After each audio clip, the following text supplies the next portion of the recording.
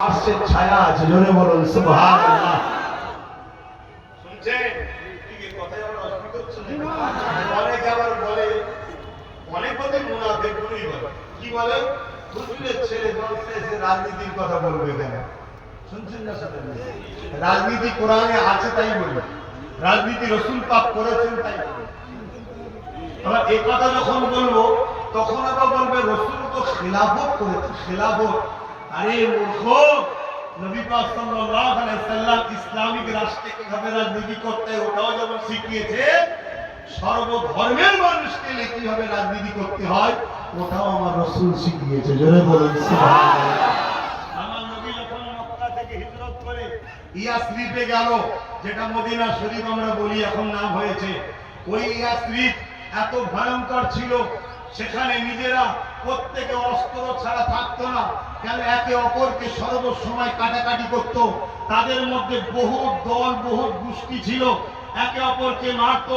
আল্লাহ নবী তাদের কাছে গেলেন, তাদের প্রত্যেকের লিডারদের ঘরে বুঝিয়ে বুঝিয়ে বুঝিয়ে বুঝিয়ে আল্লাহ নবী তাদেরকে বুঝালেন যে অস্ত্র যদি নিজেরাই মারপিট করে মারো তাহলে তোমরা কি করে বিকাশ হবে, কি করে উন্নতি হবে। কেন? মদিনা ছিল সব থেকে পিছিয়ে পড়া জায়গা, সব থেকে গরিব জায়গা, সর্বদিক দিয়ে পিছিয়ে ছিল মদিনা শরীফ, তখন নাম ছিল ইয়াসরিব। আল্লাহ নবী তাদেরকে নানান দিক দিয়ে বুঝালেন।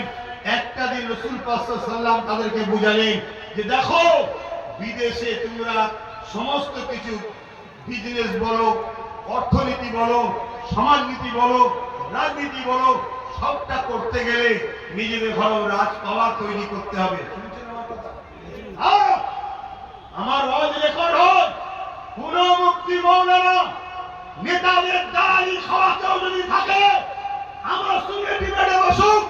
জাব্বার সিদ্দিক কোরআন হাদিসের বিরুদ্ধে কথা বলছে, আল্লাহকে সাক্ষী রেখে বলছি ও মুসলমান নয়, প্রমাণ করে উঠবো ইনশাআল্লাহ।